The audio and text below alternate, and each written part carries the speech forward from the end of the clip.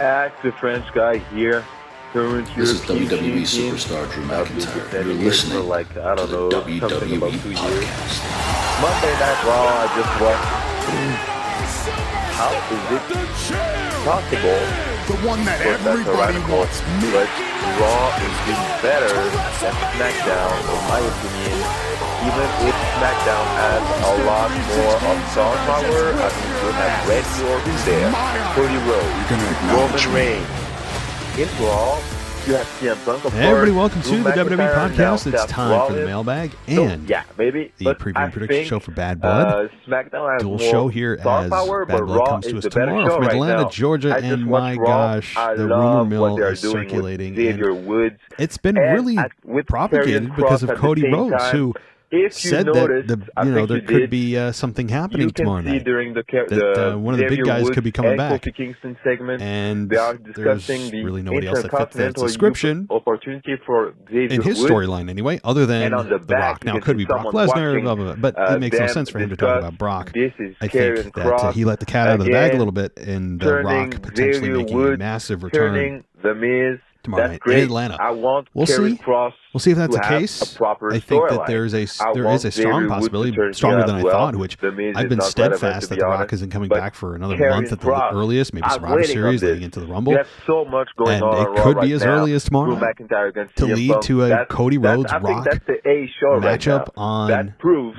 potentially that the very title, first you just need like episode good storylines, of not complicated ones. SmackDown in And the yeah, new year. a They're little bit big of on fault that. for you, It could Matt. even be on the He first did have Raw a of the change year, of even heart. though they're Who? SmackDown Gunther. stars. He did accept the challenge. And I of think that Sami Zayn. He they'll was not forced certainly to have it. not But really Xavier abide Woods, by the draft looking rules forward when it to comes to the There's a first Raw of chance he Netflix, which wins is a the big deal in Intercontinental January. That Championship also the we'll see the heel return of John way. Cena for the I- final year of his career.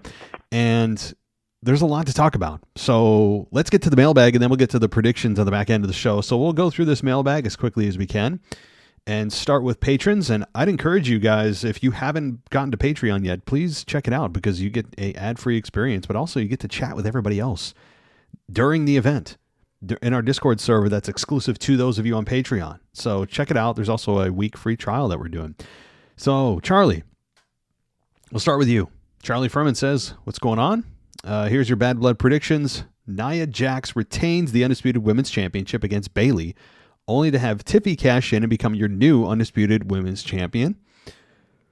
You think Liv retains the Women's World title with help from Raquel Rodriguez. Ooh, I like that.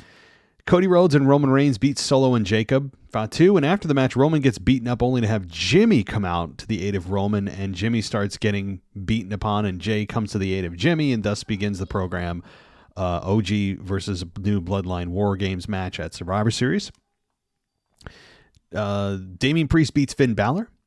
CM Punk beats Drew in what will not only be the match of the night, but could be one of the best Hell in a Cell matches in a long time. And you also just bought tickets for SmackDown in Milwaukee. I'd love to come on and do. Yeah. So Charlie, let's talk about that.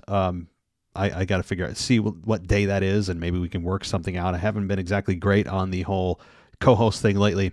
It's been tough, but we'll talk about it. And Yankees suck. Well, we'll find out. We'll find out if the Yankees suck. I mean, it's hard to say they suck when they're one of the final 4 teams in the American League. Definitionally, it's kind of hard to say they suck. I guess it's all perspective, but I will say the Yankees, as many others have said, do have the easiest path to the World Series in about 15 years, because they're facing the Royals. They're a 2-1 favorite, and they should be. And then it's either the Tigers or the Guardians, both of which they have pretty good records against in the regular season. And the Yankees are just a better team. Now, do I think the Yankees are flawed? Yeah, the Yankees are flawed. Their bats tend to go quiet when the postseason hits. Their starting pitching has been very shaky, especially against teams that are stacked to the lineup. They are not exactly lights out pitching all the time. It's very much a feast or famine when it comes to their starting pitching. So I don't think this is a easy sweep for the Yankees when it comes to the Royals. Do I think they'll beat them? Probably, but I think it'll take all 5 games. And then when they get to the ALCS, I don't know. I mean, we'll see what kind of team they are when they get there. But I just because they have the easiest path doesn't make me ultra confident, because the Yankees have shown throughout the year that they cannot be trusted consistently. That's their MO. I don't trust the team. I don't. Their offense goes night-night in the postseason, and it's just been a trend. So I'm a little bit nervous. So, all right. So thanks, Jeff. Charlie, let's get to Jeff, though. And he says, your predictions for Hell in a Cell, or rather Bad Blood. Drew's winning. CM Punk got the last word on Monday, and usually the person who gets the last word or keeps getting beat down usually gets the win. Gunther wins. Damian wins. Liv wins. Nia wins when Tiffy cashes in. Or then Tiffy cashes in. And Roman and Cody win. And then Kevin and Randy turn and create an amazing heel tag team. Bianca and Jade being the hosts make no sense. Braun and Reed would make an amazing tag team where I could see them as champs. After this PLE, I feel like Judgment Day is going to start feuding with the Wyatt Six. Be a great feud. That's all for today. Let's go Mets. Yeah, I mean, well, first of all, a quick comment on the Mets. I know I'm not turning this into a baseball podcast, but it is postseason time, and a lot of you do tune into postseason baseball. That may be one of the greatest home runs in Mets history last night with Alonso. Helped by the walk, helped by the hit by Nimmo. An amazing ninth inning when it comes to the Mets. And what they have really done lately is it's erasing a lot of bad feeling around the team. Now they have to go to Philly, and they have to deliver. I don't know if they'll beat Philly. I really don't. I don't love the Mets. I don't hate the Mets. I feel neutral about them. I know a lot of Yankee fans just hate the Mets on principle because they're the rival New York team. I never understood that. So I don't love the Mets. I don't hate them. They're okay. But I think that the Mets are flawed, like most teams are, but I think they'll give Philly a run for their money. I could see Philly winning this in 4 or 5. I think this will go the distance, just like the Yankees and Royals will, even though many think that the Yankees are just going to beat the Royals 3 straight. I highly doubt that. But I think the Phillies will probably beat the Mets here in 5. That's my prediction. Do I want the Mets to win? Yeah, I don't like the Phillies. I mean, if I had to choose a team, I want the Mets to win over the Phillies. So, and to think about this too, we are just a couple steps away from having a Subway World Series, a la 2000. Yankees obviously won that in a 4-1 victory in the 7 games, but I think that it's at least fun to think about that both teams are only 2 steps away from going to the World Series and then meeting each other for the first time since 2000 in the World Series. How cool would a Subway Series be? Now, I don't want to even really talk about that until we get to the point where both have moved on to the NLCS and the ALCS. Then we can start to really have some fun and dream. But it's the closest they've been in 24 years. Pretty cool to think about. So, yeah, I'm rooting for the Mets. I mean, I am, to get to the World Series. Because I don't like any of the other teams. I mean, Dodgers are in the other part here with the Padres. That's going to be a hell of a series. I think that's going to go 5. I'd be surprised if any of these combinations of the ALDS and the NLCS, or NLDS, if any of them don't go 4 or 5 games. So many teams are so evenly matched, it's going to be a lot of fun to watch. As far as Bianca and Jade, I don't care about them. I've gotten to the point of I would boo them if I were in the audience. I don't care about them anymore. And maybe that's being a little bit overdramatic. Until they split, and it doesn't even need to be against one another, one of them turns heel. I don't even care if they just quietly split. In fact, I'd probably prefer that for now because it doesn't look like Jade is even close to ready for being able to carry herself as a single star the way that they want her to. I would be for simply having them split. Because this version of them is the worst version of both women. Obnoxious, arrogant, insufferable. It's horrible. I don't like them as a team either anymore. They're extremely formulaic in their approach to the match, and that's nothing against Bianca. This is simply limitations on Jade, and she needs to sink or swim at this point. WWE has sacrificed Bianca at the behest of trying to build a new star, and I appreciate that, and that's what the business is about. But you can only go so far before it's like, all right, we need to bring Bianca back to the forefront here because we have an ultra-generational talent in Bianca Belair. We're sacrificing her for what potentially could be a Jade Hall of Fame induction years and years down the road, which is what they hope. And you know what? I hope too. But this team, this current combination of them is horrific. It's horrible. I can't watch them. Their mannerisms, their little sayings, their kind of mean girl attitude. I hate it. It sounds immature, but I do. It's horrible. So if they're hosts, that's going to be even worse, because that really plays to their worst part of themselves, which is talking on the microphone and being obnoxious. It's all right. Thanks, Jeff. Let's get to Frank. And he says, I got one complaint about Monday's match, the last monster standing. What they should have done is have the altercation start at the beginning of the show, beat the crap out of each other for the first 15 minutes, then go the rest of the show halfway through, go back to it like the red zone in the NFL, and finish up in the main event. I think it would be more enticing to watch instead of how they did it. And also, what the heck are they doing with Braun Breaker? They can't decide if he's a good or bad guy. They need to get on the ball and figure out this crap, because it's ridiculous. Okay, so the whole idea that they don't know what they're doing with Braun, I think they know exactly what they're doing with Braun. I think it's a setup. This isn't a new formula. This isn't something new when it comes to trying to pretend that a heel has seen the light and then they just turn back around and double down. It's only been 1 week, right? So let's see how far they go with Braun as trying to convince the fans that he's actually a good guy now, and he's suddenly come around. Like, I don't think that this is a true face turn for Braun. I think it's trying to bait us and then double down on his violence and his from behind attacks and all of the things that really made Braun Breaker to what he is today, which is a name you recognize, a former Intercontinental Champion, a guy that has made a big impact on the main roster. I don't think that this is they don't know what to do. I think they know what they're doing with Braun right now. So, the idea that you're going to say that they start the altercation at the beginning of the show and then go the rest of the show halfway through, they go back to it like the red zone. The problem with that is for them to, and then this is what I think you're suggesting, is that they would have fought for essentially 3 hours. So they start the show like this. They keep going back to it. That would mean that we're supposed to pretend that they were fighting for 3 hours. That would have been insane. I mean, we have Adam Pearce so quick to yell at everybody and, bring on security and, pull people apart.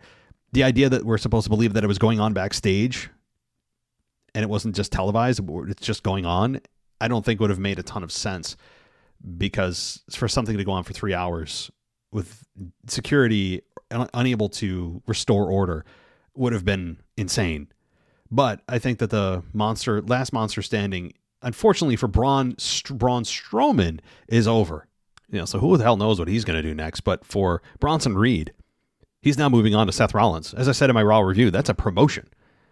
Even though he lost the match, this is a promotion for Bronson Reed, and we don't know what Braun Strowman's going to do. So, all right. Let's continue. We've got a couple more emails from patrons, and let's go to. My email just went blank. Here we go. Let's go to Matt, and he says, "Hope everything is okay with Anthony. When you guys did your weekend review together, that was my favorite episode of the week. I'm hopeful it'll come back. Now to my question: do you think The Rock returns Saturday to start the build for Survivor Series? Also, I really enjoy both of your podcasts. Keep up the good work. Thanks for reading my email. Have a good weekend." Well, thanks, Matt. I hope you enjoy as well. And as far as my show that I did with Anthony, I mean, it's not gone forever. Okay, we'll eventually reunite and probably have something down the line. So no worries there. But I know it was a fun show, but it's not gone forever. Now, as far as The Rock returning Saturday, as I've said, it makes sense. Something big is happening in that match. Whether it's Jimmy returning as we start the puzzle pieces coming back together of the OG bloodline. Maybe we have Paul Heyman join him. Jay won't yet. He's got his own thing going on with the IC title.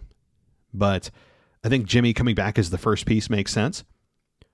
We could also have the big guy, The Rock, coming back, as Cody Rhodes has maybe inadvertently or purposefully told us that he is. All right, so either The Rock or Jimmy Uso is going to come back. And what happens from there is going to be very interesting, because you could have The Rock come to the aid of Roman and maybe look like he's going to help him and then turn on him. But then that leads to there's a lot of weird things, right? Because Rock and Cody are going to have their match, but you can't get to Rock Roman yet if Cody and Rock hasn't happened. So I don't know. There's so many things. I don't want to hurt my head thinking about it. There were so many times during the build to WrestleMania, as you heard on this show, and I'm sure you experienced it yourself, where it was just too many possibilities, too many different areas, too many ways to thread the needle. And I don't want to hurt my head. I just want to watch, and then we can react. So, all right, cool. DJ Kuzmo, he has his official Bad Blood predictions with some spoilers. Okay, spoiler alert, guys. I don't know what they are, but we'll find out. So, Bayley and Nia Jax for the Women's Championship. You have that it's a long-awaited rematch, and the most fans probably don't even care or totally forgot about this on-again, off-again program of Nia and Bayley. Anyway, I predict the Queen retains, Queen Nia. Damian Priest and Finn Balor. This has to be the match for Finn to get a victory, since in his previous one-on-one matches at the PLEs, guys against Seth, Edge, AJ Styles, Xavier Woods, and even Roman Reigns, at that memorable kind of controversial finish at Extreme Rules in 2021, it has all been losses for Finn Balor. In this story of Priest and Finn, which at times there were a group of much of the attention was on Priest and Rhea, but not Finn.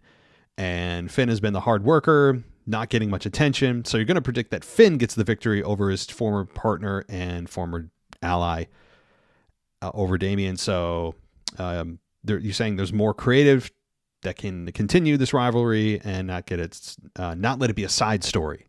So, okay. Finn doesn't get enough attention. You're predicting that Finn gets the victory here because he needs it, and he hasn't got a one-on-one victory in forever. I think that's a fair argument. Liv and Rhea for the Women's World Title. To me, it seems that Bad Blood will be the PLE that the New Judgment Day gets victories for both of these matches, and setting something up for Crown Jewel or Survivor Series with a War Games type match. So you're thinking Liv gets the victory, but that she'll get help from Raquel Rodriguez, since Dirty Dom will be stuck in a shark cage. And I think this could be the spark to rekindle Rhea and Raquel from when they were in NXT. And Raquel was a gullible, boring babyface. Totally agree. Potentially with the roles being reversed, it could be the perfect setup for a matchup at Crown Jewel of Rhea and Raquel, so that Rhea and Liv can take a break from one another. And this could be the initial setup for a Team Rhea versus Team Liv at War Games. Nice. It's hard for me to respond, as I said, because these prediction shows, I'd be burying the lead if I gave you my thoughts. So we're getting there. Roman and Cody versus Solo and Jacob Fatu. So I don't want to call it a slam dunk, but in my opinion, this has to be a Roman and Cody victory to potentially set up their future War Games battle against the Rogue Bloodline. The X factors here are Jacob Fatu possibly teasing a turn on Solo and the possible return of the final boss. But whose side will he align with? I think we know the answer, and this match is probably going to have the usual ref bump. I predict Roman and Cody get the victory. Yeah, this is it's interesting. If The Rock does return, and if he turns on, well, I don't even know if turning on Cody's the really right answer or right way to put it, because he never was with Cody. So if he attacks Cody after or costs Cody the match, but doesn't touch Roman, that's going to be like, well, where does this? How does this tension with Rock and Roman work? Because Roman is actually siding with Cody here, and do they just? I'm guessing if that happens, Roman and Rock just stare at each other, no physicality, and where does Roman's loyalty lie? Because he just aligned himself with Cody to take out the Rogue Bloodline, but now the Rock's taking out his partner. So what happens? I think I like that. The main event: Drew and CM Punk. If this is the main event there, DJ, it may not be. If you're going to have the return of The Rock, you're not going to have this match be the main event. I have said it before, I'll continue to say it.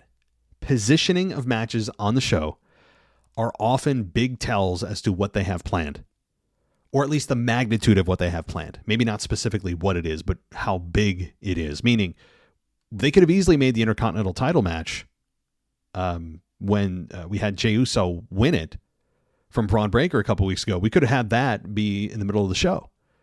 But the fact they made it the main event does increase the likelihood that the title was going to change hands. So if, in this case, Cody and Roman main event, then the likelihood of The Rock returning, or at least maybe Jimmy or Paul Heyman returning, are much higher than if it's the semi-main event. You're not going to have The Rock return if it's not the main event. So positioning will really, really, I think, give you a clue. But this match here with the Hell in a Cell, I believe this is where the feud ends, because where else can this feud go? McIntyre's 0-2 in Hell in a Cell matches with losses to Randy and Bobby Lashley. Meanwhile, Punk is 2-1 in Hell in a Cell matches. Will history repeat itself and McIntyre loses again in Hell in a Cell? It's a possibility. And with that being said, I predict that CM Punk gets the victory to end the feud, but is it really over after the PLE? DJ Kuzmo signing off. Enjoy Bad Blood. Have a good weekend. See you all in the Discord chat for Bad Blood and Friday Night SmackDown. Good stuff, DJ. We'll get to that Joe Hendry report in just a few moments. All right. So let's talk to Dino. And he says that Strowman and Reed was really great. I really enjoyed it, but I did not expect to see Seth return, so that was a nice surprise. As genuine surprise returns aren't really a thing anymore. I'd agree. Really difficult to do. It's really hard to do these days. I don't envy creative for trying to make surprises genuine anymore. It's really hard with today's culture and environment and technology. Really hard. Has anyone else noticed that the 10 to 15 second clip they show during Raw every week with the letters PRC or PFC or something engraved on like a rock? I'm wondering what the hell this or what it means. I don't know. I don't have a clue. I'll leave that for others to dwell on. Another thing from Raw was the Wide 6 video package. Did I see Alexa Bliss at the end, or was that something else or someone else? It kind of looked like Alexa. Well, rumor has it Alexa is coming back in 2025, perhaps as a Royal Rumble entrant. I don't know does anyone really miss Alexa Bliss? I think she was underutilized, but it's not like people are like, oh my God, I can't wait till she returns. She seems to be fitting into motherhood very well. Of course, this is her decision, not mine, but I'm not sitting here going, oh my God, the women's division needs Alexa Bliss. And I have to say, if they're just going to stick her back in a kind of a dark role, but not wrestling, we've been there, done that with The Fiend. It was intriguing for a few months, and then it's like, is she ever going to wrestle? Or is she going to sit on this swing backstage and spew dark nursery rhymes, which is what she did forever. So, and plus we already have a dark female figure in Nikki Cross. So do we need another? Maybe. There is a history with Alexa and Nikki. A long history. So they could fit her in, but feels like that role's already filled. I heard you advertising about needing a host for the After Dark. I'm not applying, but just wondering what happened to Anthony. Hope he's okay. No, he didn't die. He didn't die. No. We're just, right now, my schedule, I'm fully to blame, is insane. And his schedule as well has changed, and it's difficult to have us link up. And it's also difficult for him to be able to record shows. He's doing a lot of other stuff. There's nothing bad there. It's just, no, he's not dead, but he'll be back. All right. Don't worry. By the way, just so you know, Gunther and Sammy is on this week's coming Raw, probably the main event. Interestingly, this is not a match on the Bad Blood card. It's just that the way you were speaking on the Raw review, I felt like you thought it was on the PLE. It's not. Yeah, good. Thank you. I need that help. Yes. The Rock returning at Bad Blood would be absolutely insane. It would justify a Cody Rhodes and Roman versus the Bloodline 2.0 closing the show, because I thought the whole idea for Survivor Series was Team Roman versus Team Rock and Bloodline versus Bloodline. And your end of bullet points. Okay, so this is quick predictions. Nia Jax wins. Damian Priest wins. Rhea Ripley becomes a new champion. McIntyre beats Punk. And Cody and Roman win. I don't usually do this, but since it's literally Bad Blood, I feel like it's the perfect moment for a return. So here's what I give the chances of potential returns. Your percentages here, I'm curious as to how you calculated these. I'm sure there's some mathematical equation, right? But The Rock, 40%. Charlotte Flair, 45%. Alexa Bliss, 45%. That's all for this week. All right. Thanks, Dino. All right. that does it for the mailbag this week. And I do see a couple of you emailed me about After Dark. We will chat. I do have the After Dark position open, and we'll be chatting if you email me about filling the After Dark spot.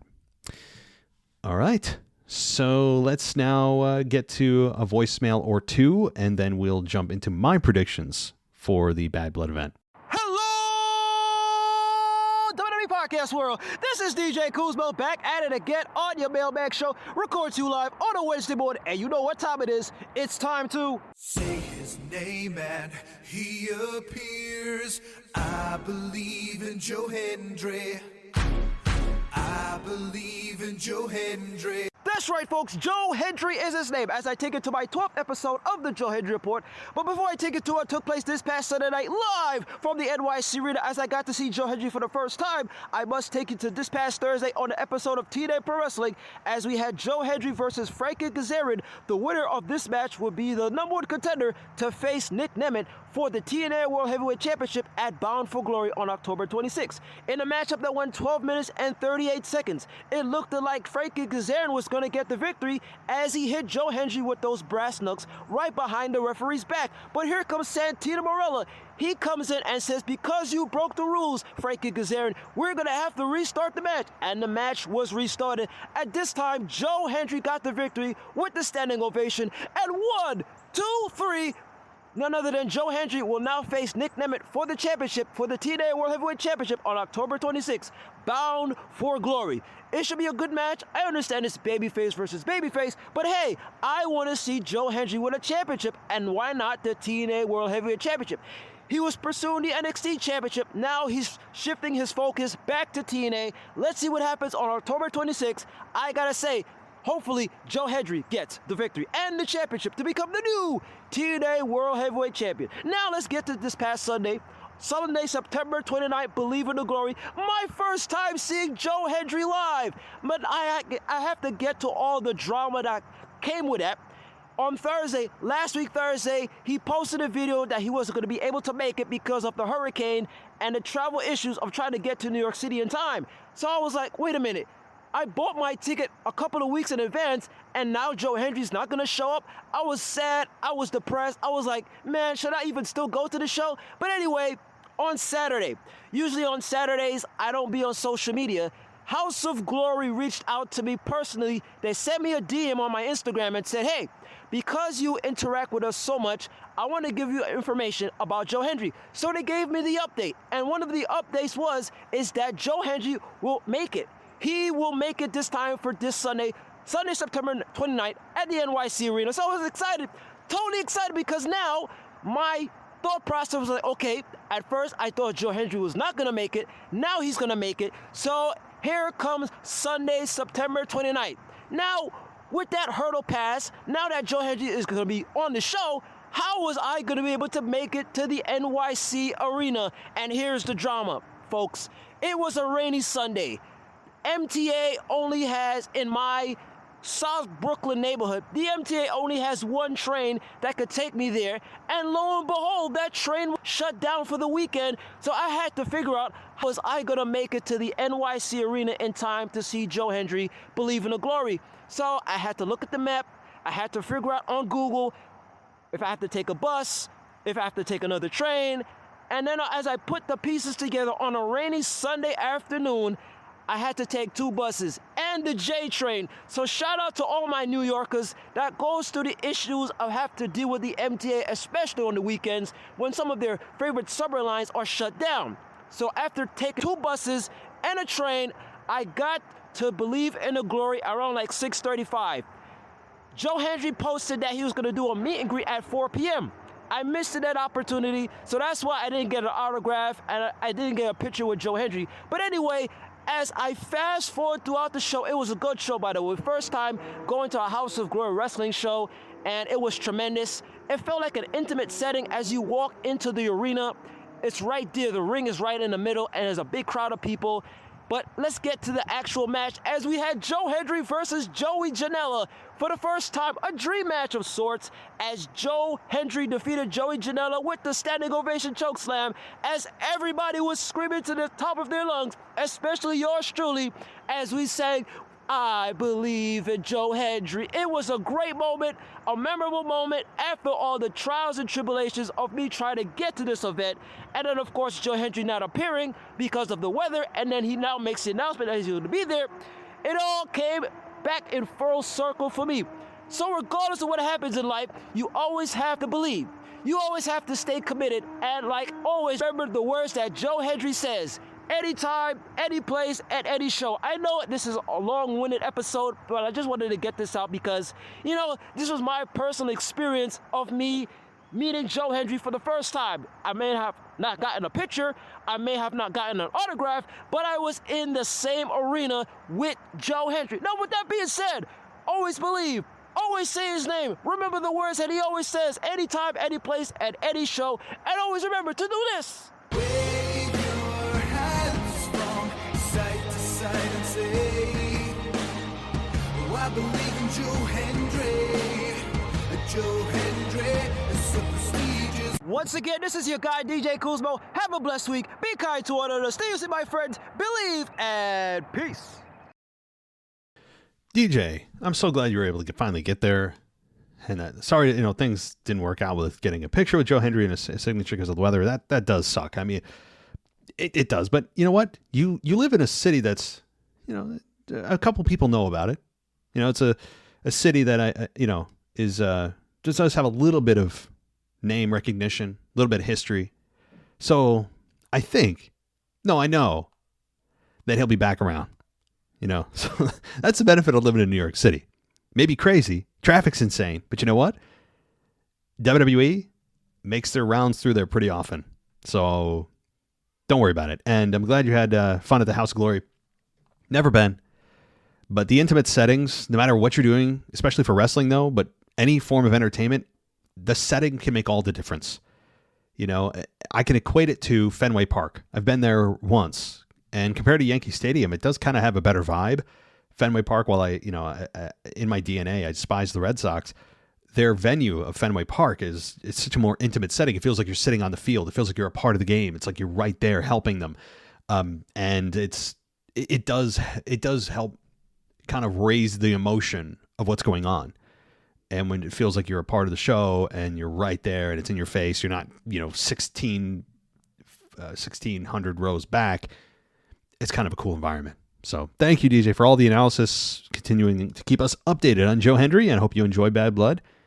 Let's keep it rolling. A couple more, and we'll get to the predictions.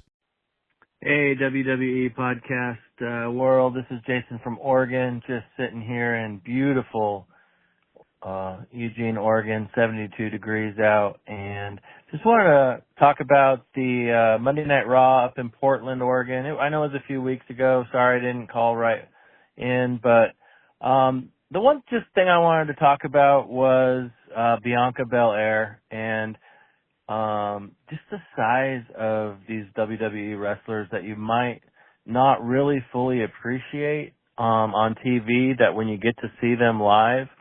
I was so impressed with Bianca. She is so tall and muscular, and the moves that she is able to do, the athleticism. I know, Matt, you've talked about her athleticism on this podcast before, but I just don't think you really appreciate what she can do, the way she can move her body and flips and, all that stuff with how big she is. And I think, one of the things we have concerns with Jade is she's just not, especially when she's standing next there to Bianca, that, just as tall, just as big, but not as athletic. And just, that's what you can kind of sense when you're there in person seeing a show live, is just how amazing Bianca is. So I just wanted to bring that up, and thanks for the podcast. Catch you guys next time. Hi, Jason. Hope you're doing well, and thanks for rubbing the weather in my face. I appreciate that as things continue to get colder and colder here in New York. But that's something that I think WWE needs to be a little bit mindful of. While they are putting these two together, and they, putting them together makes sense from the perspective of two big, strong, athletic women, muscular women together, and it's helping Jade grow, and I think it has to some degree. It does. It also helps the women's tag team division elevate themselves, elevate the women's tag team titles. But you're right about the live events. You can't ever really appreciate how good some of these men and women are until you see them. And it's true. I agree. I mean, but I can recognize athleticism like you can when you see it and appreciate it for what it is. I don't know how much more complimentary I could be to Bianca, other than saying every single week that she is one of the best, if not the best pure athlete WWE has, man or woman, especially in the women's division. I think she is the top of the food chain when it comes to a combination of power and athleticism and look. She's just the full polished package. And the downside for this of being with Jade, if they continue to put her with Jade, is that she's going to be continually exposed. While they are hiding her weaknesses by having Bianca do the heavy lifting in tag team matches, and then Jade does cleanup and gets the hot tag in victory, which has been the formula for every tag match they've had nearly. The problem is that you now are going to compare, your mind will compare the ability of Bianca to the ability of Jade. And while Jade may have even I think a more muscular frame and more powerful frame and even a better look for the camera than Bianca, which is saying something. I mean, Bianca is, like I said, a full polished performer, but Jade is like, a freak of nature, and she's at an even higher level. So sure, she may have a quote better look if that's the look you're looking for, but that fades quickly when the bell rings. When the bell rings, fans care about what's happening in the ring. They don't go, oh my God, look at the muscles. Look at that. Wow. Look at her outfit. Isn't that cool? No, fans care about the match. Fans care about who's going to win and why. And why do you care who's going to win? Emotional investment. And how do you get emotional investment? Deep characters. And they have done almost no character development with Jade. Almost none. We know she can look good for a camera. We know that she apparently smells good. She told us so. Really important things here. Very, very, very key things to your success as a star to let the fans know how good you smell. I'm being extremely sarcastic, but the superficial crap needs to stop with Jade. They need to let her sink or swim. You can't keep somebody like Bianca Belair suppressed forever here. And I don't know how much more they're willing to sacrifice at the altar of Bianca or of Jade Cargill. They need to let her go and see what happens. And I hope it happens sooner than later. Because Bianca is being, and she has been for a long time now, even prior to the alignment with Jade, she has been kind of in a background role. And she needs to come back to the forefront and remind people how good she is. Now, can her entrance improve? Yes. Do I hate her entrance? Yeah, kind of. Her music is okay, but her skipping to the ring and acting like she's 12 years old on the school ground and twirling her hair at, she's 35 years old. Come on. That's a little much. But outside of that, when the bell rings, there's nobody better in the ring in the women's division. She's incredible. But like you said, going to a live event, you can appreciate it even more. Thanks, Jason. Well, let's get to our final voicemail. Ask the French guy here, current European champion. Not been defending it for something about 2 years. Monday Night Raw, I just watched. How is it possible? Of course, that's ironical, but Raw is being better than SmackDown, in my opinion, even if SmackDown has a lot more of star power. You have Randy Orton there, Cody Rhodes, Roman Reigns. In Raw, you have CM Punk, of course, Drew McIntyre, now Seth Rollins. So, yeah, maybe, but I think SmackDown has more star power, but Raw is the better show right now. I just watched Raw. I love what they're doing with Xavier Woods and with Karrion Kross at the same time. If you noticed, I think you did, you can see during the Xavier Woods and Kofi Kingston segments, they are discussing the Intercontinental opportunity for Xavier Woods. And on the back, you can see someone watching them discuss. This is Karrion Kross again, turning Xavier Woods turning The Miz, that's great. I want Karrion Kross to have a proper storyline. I want Xavier Woods to turn heel as well. The Miz is not relevant, to be honest. But Karrion Kross, I'm waiting on this. You have so much going on Raw right now. Drew McIntyre against CM Punk. I think that's the A show right now. That proves that titles, you just need like good storylines, not complicated ones. And yeah, a little bit of fault for you, Matt. He did have a change of heart. Who? Gunther. He did accept the challenge of Sami Zayn. He was not forced to have it. But Xavier Woods, looking forward to it. There's a chance he wins the Intercontinental Championship the heel way. Bye, guys. Alex, thanks, buddy. The Xavier Woods story is becoming more and more fascinating because it's something I've been waiting for 10 years. I mean, nearly since they got together, I wanted them to break up because, I mean, my despise, or my, what is it called? My hatred, my, whatever the case may be. My dislike of the New Day has been well documented for many, many years, but Xavier Woods here getting the spotlight, turning heel, hasn't happened fully yet, but boy, we are on the way.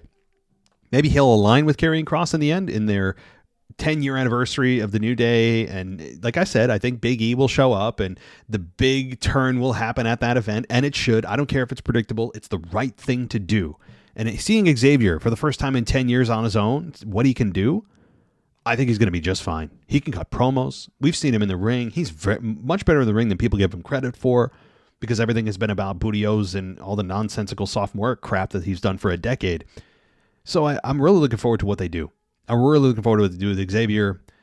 If they're truly going that road, I think they are. And Gunther being forced, or not being forced. I mean, either way, we knew the match was happening. He was pushed over the edge by Sammy, and he gives Sammy the title shot. And we have, Xavier here just on the cusp of being able to go into a singles career. But as far as Raw goes, being the better show, I think it has been too. But that always oscillates back and forth. We hear it all the time, right? It may go a few months where, oh my God, SmackDown's so much better than Raw. Oh my God, Raw is so much better than SmackDown. It happens. It happens. It's the nature of these two shows. No one show for too long is a better show than Raw. Now, I would preface that with a little asterisk saying the Bloodline story in its original form with Sami Zayn and turning on Roman Reigns and all that, however many months it built, that was a lot of fun. SmackDown for the longest time was a better show than Raw. Roman leaves Raw, SmackDown, he loses the belt to Cody, and it's been kind of switched the other way.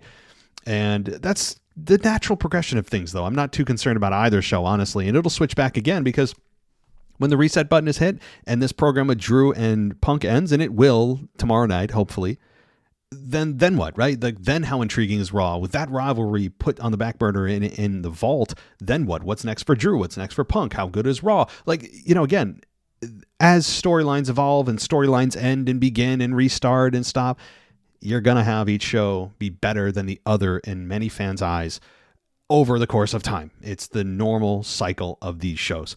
But so, all right. Thanks to everybody calling and emailing. Let's get to my official predictions for Hell in a Cell as I pull up the official card here, because sometimes things change. Not Hell in a Cell. Bad Blood. I keep calling it Hell in a Cell. Bad Blood. I'm pulling up the official card, making sure I don't miss anything or last minute changes or additions. Now, things could change tonight on SmackDown. I don't think they will. But let's get to the official preview show now.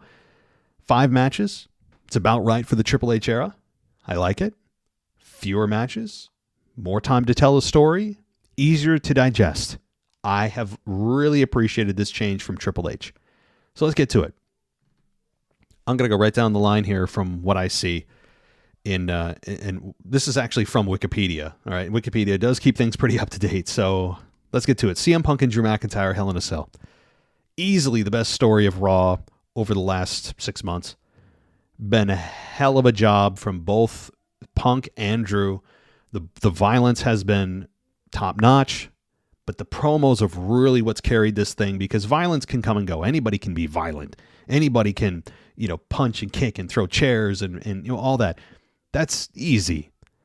But what's difficult is being able to bring the story together with your words. Not easy. That may be more difficult than any part of pro wrestling. And being a professional wrestler is the microphone.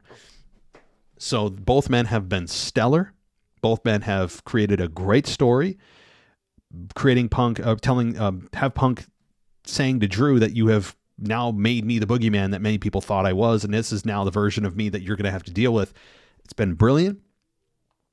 This should be violent. Yes, both men should be bloody. I can't wait for that. Finally seeing blood, my bloodthirsty, neurotic self. I'm looking forward to it. You could probably psychoanalyze that, but this is going to be a lot of fun. I expect this match to be 20, 25 minutes, big bumps. Hopefully Punk doesn't get injured in this match. I mean, honestly, that's kind of a secondary story here, that Punk doesn't get injured, and hopefully he doesn't. I honestly expect Punk to probably win this, but this is a toss-up for me. This is really like a pick-em, because Drew winning this makes sense if somebody screws Punk, or he could just outright beat Punk. But Punk, it all depends on where they're going to go next with both of these men, because does Punk go right to Seth Rollins? Well, he can't. Bronson Reed and Seth have got their little thing going on, and Punk and Seth are probably slated for WrestleMania 41, so you don't want to start that yet. You got enough time to build that. You got 6+ months. So where does it go? I mean, you got the world champion Gunther. Does Punk go after Gunther? Does Drew go after Gunther? You know, what happens there? As I'm talking about it, Punk did say, prior to getting involved for a third time with Drew, say that he was going after the world title and going after Gunther, and I think that's what he'll revisit. So I see CM Punk winning this match, and Drew McIntyre maybe just disappearing from the show, from Raw, for a couple of weeks to reset himself, and then get into his next program. So Punk and Drew, I think Punk comes out the victor in a very violent, fun match with maybe handcuffs, blading, chair shots to the back. Probably no chair shots to the head, even though I'd love to see it. Yes, I have issues. No, I wish they could do chair shots to the head that were safe. I know that's an oxymoron. It's like saying, I want to be in a car accident that's safe. Well, there's no such thing, right? Unless they have worked chairs that are made out of like aluminum foil, I would not want that to happen, but I wish they could do chair shots to the head that were safe, if that were possible. All right, Nia Jax and Bayley. This match, yeah, I mean, they have been hot and cold with it, so I feel very hot and cold about this. Doesn't excite me particularly. Nia Jax's run as queen has been okay. Bayley has also been okay. I think that you're going to have a very slow-paced match, as many Nia Jax matches are, and that's fine with me. I don't need every match 100 miles an hour. And I expect Bayley to lose. I think Nia Jax will win. I think Tiffany Stratton will try to cash in or pretend she's going to cash in, and ultimately I don't think she will. I still think she's going to hold on to it. I know many people are thinking she's going to. I don't think she will here. I think Tiffy will look like she's going to try to, and then pull back and tell Nia she was just joking, and we'll move on. I think Nia Jax does retain, and there's a very strong chance here too. I keep saying this and I keep getting burned like a jerk, is that Charlotte Flair returns. So after Nia Jax beats Bayley, I think we have Charlotte Flair, who could come out and confront Nia Jax instead of having the big moment be Tiffy cash in. We need more time with Nia as champion. I don't want Tiffany Stratton winning right now. I think there's time for that. We have time. There's more things to build for Tiffany Stratton from a character perspective than having her just cash in and win. I don't need shock value victory here. I need established champion of Nia Jax, continuing to build who and what she is, and having Charlotte Flair come out here would be a bigger moment for me than having Tiffany Stratton cash in. That'll happen. There's a lot of time with that briefcase, so I think Charlotte Flair returns at the end of this. Damian Priest and Finn Balor. A match that I don't think has gotten the attention that it deserves. One that we're like, oh yeah, that's right. Finn screwed Damian Priest out of the world title. I don't think they've driven that point home enough. They've mentioned it, and it's not that it's been forgotten, but it's a big deal, and it should be really emphasized and built around that they were brothers, and Finn completely screwed him, screwed over his livelihood, took away his dream, and they've touched on it, but they really haven't dug into it and landed on that as the biggest, the biggest selling point. But that said, this match is going to be fine. These two deserve this matchup, this one-on-one match of Bad Blood. It lives up to the moniker of being a Bad Blood match. right? These two have bad blood. So this is going to be fun. Do I think Finn Balor is going to win?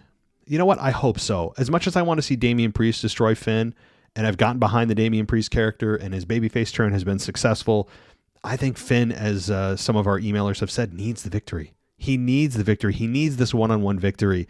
It's been a long time since Finn has gotten a singles match, much less a big singles victory on a big stage. So Finn needs this. Damian Priest doesn't. He's coming off of a multi-month world title reign, and I think that right now it's Finn Balor who needs this more than Damian. So how does he win? Maybe Dominic helps him. Maybe it's some kind of maybe he beats him straight out, but I think Finn needs it. Liv Morgan versus Rhea Ripley. Dominic Mysterio is going to be above the shark cage. Yes, this could be very much a return for Raquel Rodriguez. And like many of you have said, if she returns, for the love of God, make her heel. We don't need, and I apologize, guys, if you hear kids in the background, I've got a whole bunch of kids in my house today, so I'm trying to talk over them. But we have Dominic who's going to somehow interfere. He'll drop something down from the cage. Maybe it'll be brass knucks or something like that.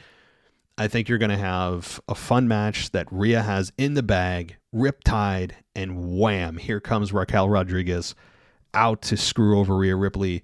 Liv Morgan retains. Rhea then goes on to face Raquel Rodriguez, be the dominant, woman that she is. I think she can match up very nicely with Rhea, and we don't need Raquel as a babyface. It was not a successful run with her. She never felt authentic. She was kind of obnoxious, and I think she fits much more into the heel role. So that's what I think is going to happen. Liv Morgan retains, and Rhea Ripley doesn't need the championship right now. So, all right. Main event, which I think this will be in the main event. Cody Rhodes and Roman Reigns versus the bloodline of Solo Sikoa and Jacob Fatu. Of course, Tama Tonga and Tangaloa are going to be in the outside.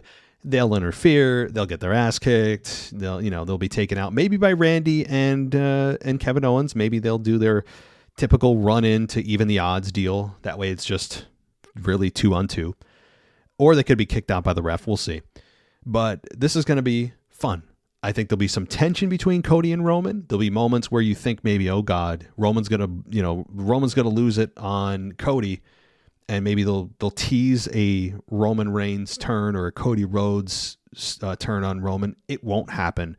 These two, there's no need for either right now to turn on the other. They've been there, done that. That's not the story. It would make no sense. They will find a way here to win in a match that's probably going to be 20 plus minutes as well. Match that deserves 20 plus minutes with the way these men work, with the level of talent in the ring. It's going to be a lot of fun. And we'll see who takes the pinfall here. I think Solo Sikoa could be the one to take the pinfall, believe it or not, where Jacob Fatu is the one they've really actually been protecting. They've actually been protecting Jacob Fatu more than they've been protecting Solo Sikoa. Jacob Fatu, has he lost a match? Has he even taken a finish? I mean, so I think right now Solo Sikoa can afford to lose this match. Maybe Cody Rhodes is the one to beat Solo, and we have Jacob Fatu, and then the rest of the gang come back out, start to beat on Cody and Roman, and that's when either Jimmy, with Paul Heyman in tow, or The Rock comes back, and The Rock ends up maybe attacking Cody Rhodes, and that's when it's what does Roman do? Where do his loyalties lie, right? This is The Rock, but he's attacking Cody. He's helping the bloodline that I just fought. What do I do? And that's where there'll be no physical exchange, I don't think, between Roman and The Rock if The Rock comes back. But if Jimmy comes back, then then you're starting to see the puzzle pieces come together for a OG Bloodline versus Rogue Bloodline match at Survivor Series that we've been literally talking about for 6 months. So I think that's what happens. This is going to be exciting. It's going to, again, if this match closes the show, and I think it will, expect a return of either The Rock or Jimmy Uso. And I think that's where we're going to land. And this is going to be a really fun event. This is going to be a lot of fun where it's going to have a lot of people talking at the end of it tomorrow night. So go VIP with us, guys. We have a VIP website, right? www.podcast.com. You can join us there, go ad-free, or you can join us on Apple Podcasts, go ad-free there, or you can go to, of course, our best place to go, which is Patreon at patreon.com/WWE podcast, because you can go for a week free trial there. You can check us out for free, which means you get the pre-show, post-show, everything for the next week regarding Bloodline or Bad Blood, right, available to you. And you can get a free Discord chat server link, so you can chat and talk to everybody else who's a patron of the show, and more importantly, just pro wrestling fans. And it's a lot of fun. All right, guys, enjoy Bad Blood. I'll be trying to comment throughout the show. It's difficult tomorrow. So tomorrow it's a 6 o'clock Eastern start time, which means it's kind of in my kids' bedtime, which is impossible to watch at the same time that I'm watching my kids. So I may be a little bit late in my reviews. In other words, you may be watching the main event and I'm on match 2 commenting on, Damian Priest and Finn Balor. It may be one of those things. If you want to see my tweets live on X, check me out. Wrestling_audio is my tag, or just search the WWE podcast. I'm the one that's verified. You can check me out there as my thoughts live. All right. Thanks, everybody. I'll talk to you next time. Enjoy Bad Blood. Take care. Thanks for listening to the WWE podcast. Don't forget to subscribe on your favorite podcast app so you don't miss a show, or head to WWEpodcast.com. And for all of these shows ad-free, head over to patreon.com/WWE podcast. Until then, we'll see you next time.